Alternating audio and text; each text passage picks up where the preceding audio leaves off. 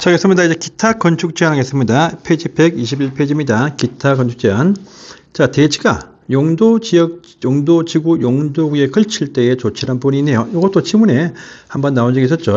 자, 우리가 보통 대지 한 필지입니다. 한 필지가 보시면 보통 하나의 토지 종류에 다 포함이 되어 있습니다. 무슨 녹지 지역이든 자연 녹지든 뭐 주거지역도 포함되는데 간혹 보시면 이 대지가 두 군데 토지에 걸쳐 있는 경우도 상당히 많이 발생합니다. 이쪽에 무슨 주거 지역이다. 이쪽에 보니까 무슨 공업 지역이다. 이렇게 한 필지가 독하다 보니까 걸치는 곳이 있어요. 주거 지역과 공업 지역들, 만약에 이것이 일반 공업 지역이고 이 주거 지역이 만약에 준주거 지역입니다. 그러면요, 공개 공지 설치 대상이고 이건 설치 대상이 아닙니다. 이같이 건축법 적용에 지역이 틀린 경우가 참 많이 있어요. 그런데 여기서 건축을 이렇게 크게 좀 하려고 한다라고 합니다. 건물을 딱 건축을 이렇게 하려고 합니다. 두 대지에 걸쳐야 됩니다. 이럴 때 일반 공업 지역에 적용을 맡으면 공개 공지 필요가 없는데 준주거는 필요해요. 이럴 때입니다. 이럴 때 보니까 전체가 1000제곱미터인데 이쪽에 준주거 쪽이 600이고 일반 공업 쪽이 400이라. 그러면요, 이 건물은요, 이 걸치는 요 건물이 딱 나와버리죠. 걸치면 요 걸치는 건물뿐 아니고 이 대지 전부 다 준주거에 과반이 속하는 곳이 어디냐? 준주거입니다. 여기에 맞춰가지고 각종 어떤 준주거로서의 건축법 제한이 적용된다라는 의미가 이게 포함이 되어 있습니다. 이거 하나 첫 번째 보시고요. 자, 그 다음번에 보시면 이제 뭐냐? 이 대지가 있는데요. 이 대지의 일부입니다. 요만치가 보니까 건물이 많이 붙어 있어서 불이 번지기 쉬운 방화지구에 포함이 되어 있고 이쪽은 방화지구가 아닌 기타 일반 지역입니다. 이럴 때입니다. 방화지구 쪽에 아까 우리 배웠죠. 방화지구에서 건축할 때는요, 건물의 주요 구조부와 외벽과 각종 어떤 지붕들을 내화구조, 더 비싼 건축비를 투입을 해야 됩니다. 그런데 이쪽은 필요가 없어요. 그런데 요 딱 보니까 이쪽에 건물을 딱 건축하겠다. 방화지구 제한 적용합니다. 이쪽에 딱 건축하면 방화지구 적용하지 않습니다.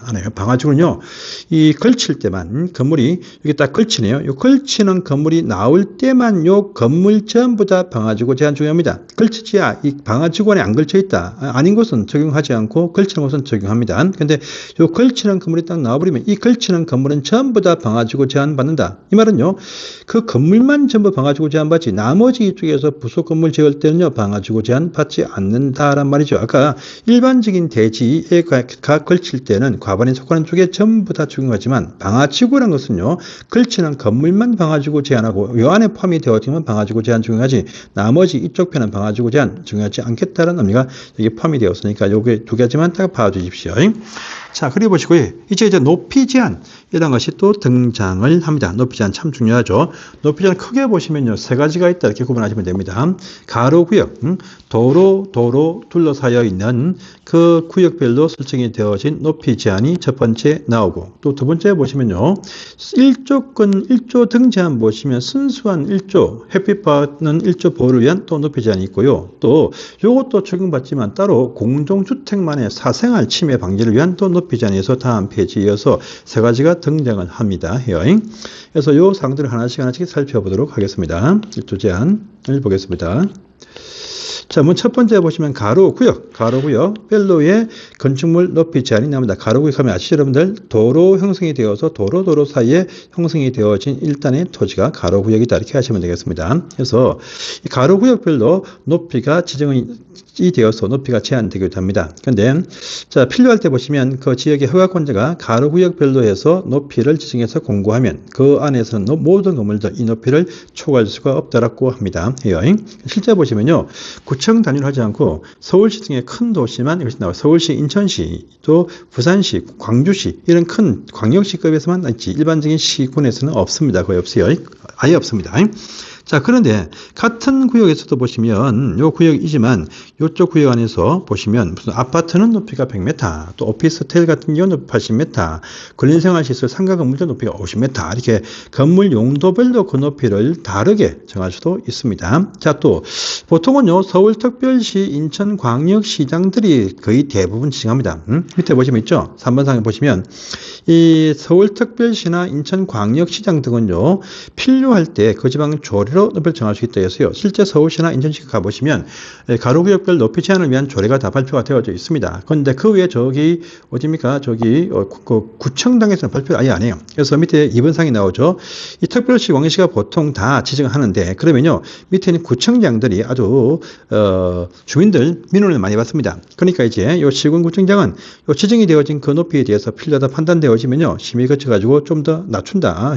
그러면 또 높게 올라갈 수 있게 해준다 해서 완화 적용을 할 수가 있습니다. 이렇게 되어서 강남구청하고 서울시하고 막 싸웁니다. 그런 이유가 바로 있다 아시면 됩니다. 만약에 강남구청에만 딱 높이를 완화해버리면 다른 구청은 또 다 완화해버리겠죠. 저기 도봉산 밑에 있는 도봉구에서 보시면 그 도봉산 경관 침해를 위해서 높이 딱 제어증이 되어져 있는데 이게 또 풀자 이렇게 나와버리면 또 막 난리가 납니다. 그러니까 이런 경우가 발생할 수 있어요. 그래서 이 3번 상을 잘 보시는데 조례로 높이를 정할 수 있는 것은 특별시장, 광역시장이지 허가권자 나오면 안 되고요. 시군구청장 나오면 안 됩니다. 이 3번 상을 꼭 기억해 주십시오. 자 보시고요. 그 다음에 또 보시면 밑에 지정 절차, 이 중요한 어떤 하나의 행위 제한이기 때문에 건축의 심의 거쳐서 지정 여부를 결정합니다. 그래서 가로구역별 높이 제한 기억하시고요. 그 다음에 순수한 1조권 확보를 위한 높이 제한이 있습니다. 1조 등 제한해 보시면 1조 확보를 위한 높이 제한도 있고 기타 공동주택만의 높이 제한 다음 4번에 있는데 이 구분을 꼭 해야 됩니다. 1조 확보를 위한 높이 제한 1조권만을 위한 높이 제한이다 합니다. 1조권 확보 필요한 곳은요 주거지역에서 필요합니다. 상업지역은 1조 제한 받지 못합니다. 공업지역은 1조 관심도 없습니다. 녹지 가보시면 농촌 가보시면 1조가 잘 됩니다. 청소가 다 4층이나 제한받으니까 높이가 제한받으니까 1조는 문책 잘 되고 있습니다. DM점도 있죠. 그런데 여기 준주거지역도 있는데 준주거지역은 상업지역과 같이 맞물려서 이게 제한을 하기 때문에 준주거도 빼버리고 순수하게 전용주거와 일반주거에서만 1조권 보호를 위한 높이 제한이 있다라고 합니다. 1조권 제한. 그래서 전용주거나 일반주거에서만 1조권 제한이 나온다. 일단 구분하시고요. 이것도요. 동쪽과 서쪽 간에는요. 오전 되면 동쪽 건물이 서쪽 1조 침해, 오후 되면 서쪽 건물이 동쪽 건물 1조 침해합니다. 동서간은 없어요. 전용과 일반주거지역 안에서도 항상 햇볕은요. 북쪽을 향해서 남쪽에서 해가 비칩니다. 그래서 봄, 여름, 가을, 겨울 각도는 틀리지만 항상 남쪽에서 북으로 비쳐. 그러니까 북남간에 딱 경계하고 있으면요. 북쪽 대지의 건물들이 남쪽 대지의 건물 때문에 1조 침해가 이렇게 발생을 하게 되어져 있습니다. 그러니까요. 이 표현 딱 뜨면요. 정북 방향, 정남하면 안 돼요. 정북 방향 인접 대지 경계선 으로부터 정남쪽에서 건축할 때는 1조 등1조 높이 제한 때문에 이 두 지역에서는 높이가 제한된다. 그래서 정북 방향 인접 대지 경계선 두고 남쪽에서 건축할 때 이 높이마다 1조권 제한이 발생을 하게 됩니다. 그래서 이 정북 방향이죠. 보통 전용호나 일반 주거는요. 보통 공동주택, 빌라라든지 또 아파트를 막 짓기 많이 짓는데 남쪽 편에 짓는 건물 높이가 10m 이하입니다. 10m 이하. 일단은요, 정북 방향 인접 대지 경계선 북쪽에서 1.5m만 띄우면 된다. 10m면요, 필로티, 우리 배웠죠? 필로티 청구는요, 1조 등 제한할 때는요, 필로티 청구를 최대한 높이 한다. 필로티 빼고 보시면 10m면요, 한 3층 또는 4층, 3개층 또는 4개층이 나오거든요. 그래서 이럴 때 보시면 1.5만 띄운다. 빌라 지을 때 1.5만 띄워라. 이 말입니다. 근데 10m 초과는 좀 오피스텔, 기타, 상가 건물, 높은 걸 지을 때입니다. 이때는요, 건물 각 부분 높이의 2분의 1 이상 띄운다. 이 말은요, 이 남쪽 편이 좀 남쪽인데 건물 지을 때 요렇게 딱 짓는다란 말이겠죠. 이 말입니다. 요 앞부분이 만약에 10m이면 요 사이에 5m, 가운데 부분은요 20m이면 이 사이에 10m, 뒤에 부분이 30m이면 이 사이에 15m 이렇게 띄워라 란 말입니다. 그래서 이 전용과 일반 주거 안에서 북쪽과 남쪽 간에 경계 두고 건물들이 있을 때 남쪽 편에 보시면 북쪽 향해서 꺾이는 건물이 나올 수가 있다. 이렇게 또 아시면 되겠습니다. 자, 예외적인 사항, 이까지는 보실 필요가 없이 없을 거라고 좀 판단이 되어집니다. 자, 그런데 또, 요 말이죠. 그러나, 이건 필요 없어요. 넘어가십시오. 근데 요, 티거 보시면, 정북 방향 인접 대지가 전용과 일반 주거 지역이 아니면 그렇게 띄울 필요가 없다. 해서 북쪽 대지도 전용 주거나 일반 주거여야 돼요. 북쪽이 준주거, 자기 땅 남쪽이 일반 주거다. 그러면 일반 주거에서 건물 지을 때 북쪽 땅을 위해서 높이 제한, 1조 제한 받지 않는다. 그런 말입니다. 이렇게만 딱 보시고 넘어가십시오. 자, 그 다음에 3번상, 이 또 조금 의미가 있는데요. 이렇게 북쪽 땅의 1조 보호를 위해서 남쪽 땅 높이가 제한을 받게 되면요. 이 말이죠. 북쪽 향해서 남쪽에서 건물을 딱 짓게 됩니다. 짓게 되면요. 높은 건물을 지을 때마다 남쪽으로 밀려가서 북쪽을 향해서 바라보게 되면 어두운 건물이 나옵니다. 이 상태를 또, 반대로 남쪽에 있지만 북쪽에 바짝 붙여가지고 자기 땅 남쪽으로 1조 확보하면 얼마나 좋으냐. 이거 좋겠죠. 좋습니다. 그렇게 할 수 있어요. 어떨 때는 정남 방향 인접 대지 경계선에서 뚝 띄워서 남쪽을 향해서 멋진 건물 짓게 해준다. 라는 의미가 포함이 되었습니다. 밑에 보시면 어떤 경우냐.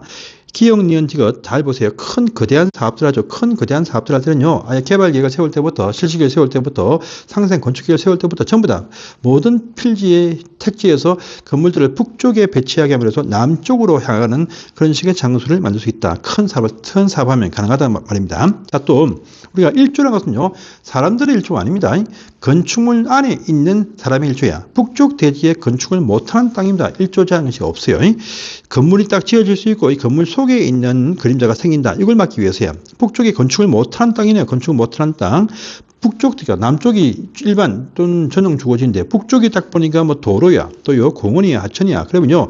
자기 땅 북쪽은 공원, 남쪽은 자기 마당 크게 확보한 아주 멋진 건물 나올 수 있겠죠. 이 말입니다. 자, 또 북쪽 땅에 건물을 지을 수 있는 땅이지만 북쪽 땅 주인과 합의가 되어져. 좀 붙일게요, 돈 줄게요 하면 오케이 하면 붙일 수 있다라는 의미가 이게 포함이 되어져 있다. 이럴 때는 정남 방향 1조 확보를 할 수 있다. 정남 방향 인접 대지 경계선으로부터 1조를 확보를 할 수 있다는 의미가 포함이 되어져 있습니다. 여기까지 보시고요.